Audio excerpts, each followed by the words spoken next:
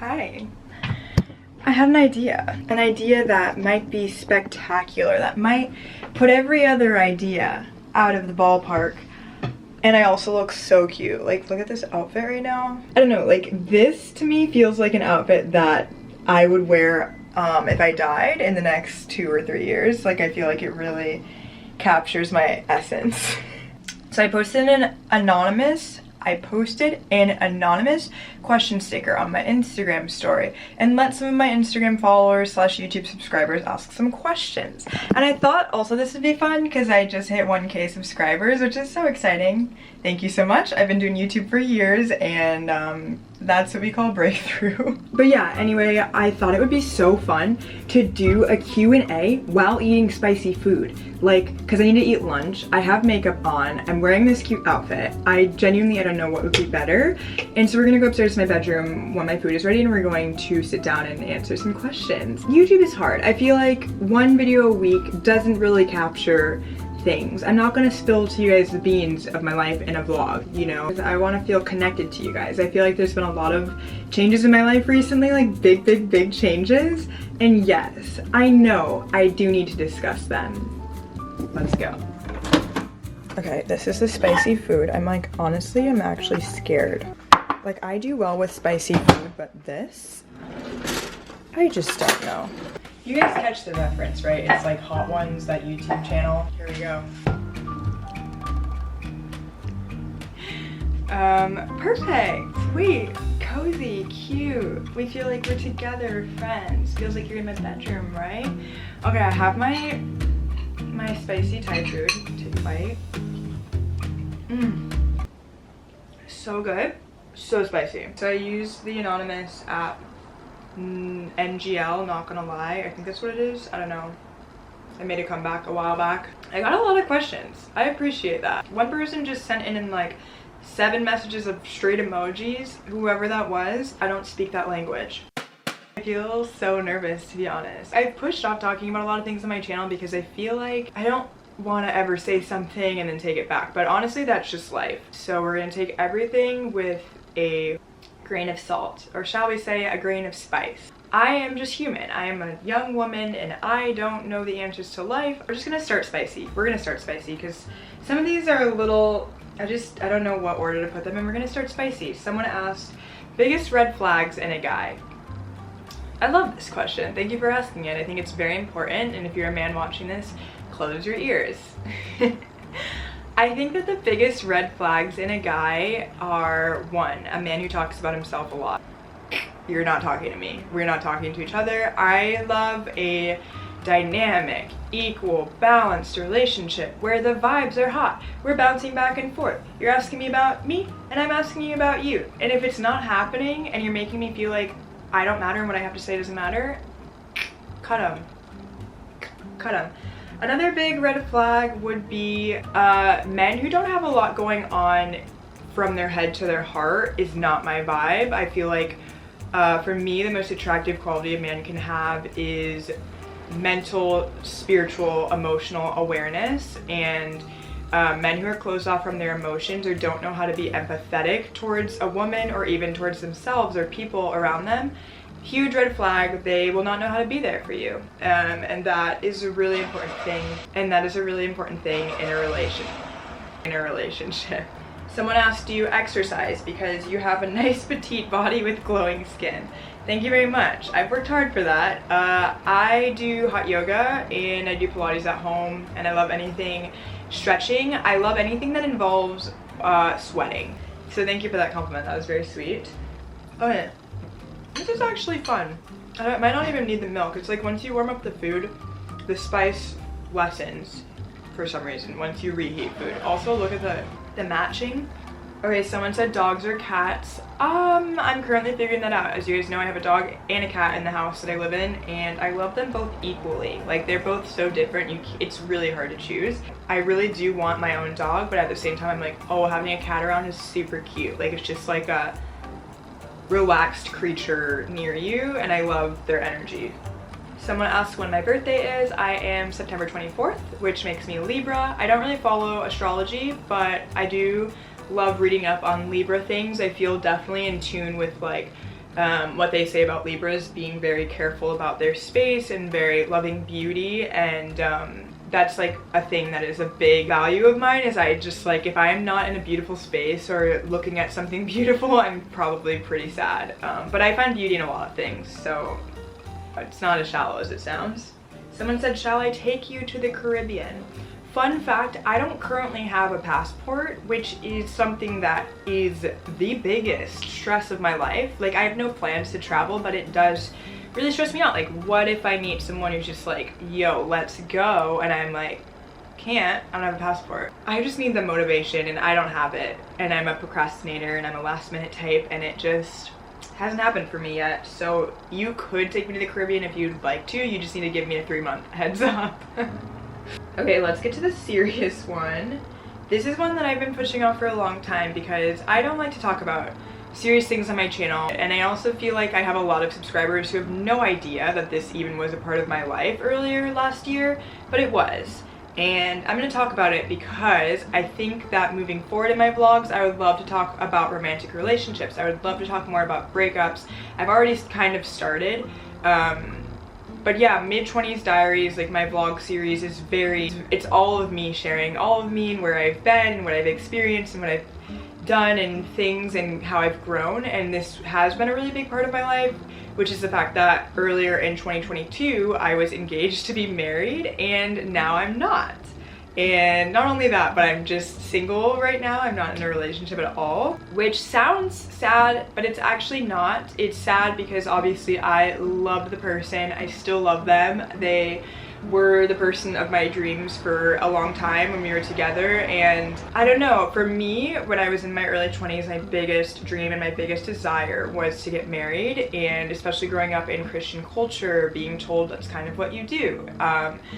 It was something that I looked forward to for like a lot of years, and when I met this person, they were incredible. They still are incredible. They have all the things that I would want in a person, and I had so much fun with them. They're my best friend, like so many things. I ended the relationship because I felt like there were things missing from my life, mainly the fact that I feel like I was never satisfied being by myself, and that I'm gonna close the window. I just felt in my gut that things were missing from my life, and I felt like the relationship was not helping me to get closer to them because I wanted to focus on myself, which I've never been able to say that. I've never been able to choose myself. This is hard to talk about, but I'm gonna pause and eat and think about what to say. Oh, spicy. There's a lot of flavors going on. A lot of flavors, a lot of emotions. This is kind of a lot. Why am I doing this? Why am I doing this? Is it too late to end the video? Basically, I ended the relationship because I did not feel like I had the capacity or the time to love the person in the way that I would have liked to when I imagined myself being married. Lately, I've definitely been knowing I want more female friendship. I want to be able to feel whole as a person before I'm entering into such a committed relationship. And I don't think this is for everybody, but for me personally, I've always had this gut feeling that when I get married, I'm going to be at like the height of my career to where I'm not so focused on work and I can really fully focus on whoever I end up with. And so that was hard for me. I was like, I'm not the type that would choose work over relationship, but right now I'm being that person. And I don't know, I definitely am in a really pivotal point in my career right now. I just can feel it, and it's been something for me that I know has been such a source of joy, like my YouTube channel, being a content creator, getting into modeling, being in commercials, like that's like such a dream, and I want to be there for myself to experience all of it. Yeah, I'm figuring it out. I'm navigating. I'm a 26-year-old. We're figuring things out, you know? So thank you for asking that question. I'm not getting married right now in my life that I know of. Favorite hobby. My favorite hobby, I love socializing with my close friends. Like that, to me, there's nothing that makes me happier than hanging out with my girlfriends, and if they all lived in the same place, and just like drinking wine and eating food and being cozy inside. Like that's gotta be a top fave of mine. I also love my YouTube channel. To be honest, actually that might be my favorite hobby. Yeah, I think it is. I love my YouTube channel. I always felt very out of touch with myself, and I always felt like, ooh, I'm a creative person, but I don't know how to like tap into it. I don't know how to express myself in that way, and learning how to video edit by myself, now getting to do it as like my job, it's something that's like super fulfilling for me. And ever since I learned and started posting videos on YouTube, I feel like I have just like opened up this dam of creative experiences for myself that I just didn't even know were inside of me. Until I started being more creative, I always felt like there was like this hole in my heart that needed to be filled with something, and so it's very, very special to me. Your celebrity crush. This is a good one. This is a good one. Zoe Kravitz. Obviously, she's the hottest woman. Hot from the inside. Like, you know what I mean? And she just radiates beautiful energy, and I look up to her so much. I definitely have a crush on her, which brings us to another question. Wait, let me name some other celebrity crushes. Tom Cruise. Don't know why. Don't ask me. It's happened recently. Really, that's it. Somebody said, how do you identify in terms of sexual orientation? / are you open to dating women? Please, I'm obsessed with you. Which obviously I giggled because it's such a compliment. Thank you so much. I am very straight. I'm very straight. Like, I love men a lot, and I don't think that would ever change. But again, you never know. I'm just kidding. With this one, I'm pretty firm. I love a man. There's something about him, you know, it just feels right. I grew up very tomboyish, and I loved, like when I was little, I loved playing with boys in the playground. Like I always felt like girls playing with Barbies was so boring, and I felt like boys like running in grass and just like getting dirty. It's like, could I join you guys? And so I think when people ask me that, that's probably what they're picking up on. But yes, I'm straight. Oh, someone said, how tall are you? That's a good question. It's hard to tell over social media how tall someone is. I'm 5'9". I'm a tall girl. I love my height. I was talking to my friend the other day. She was like, yeah, like you have the best height. And I was like, I agree. Someone said, what's it like being such a baddie? I don't know, girl. You tell me, because you're probably a baddie too. This is another spicy one. We're gonna get deep. Religious beliefs, ?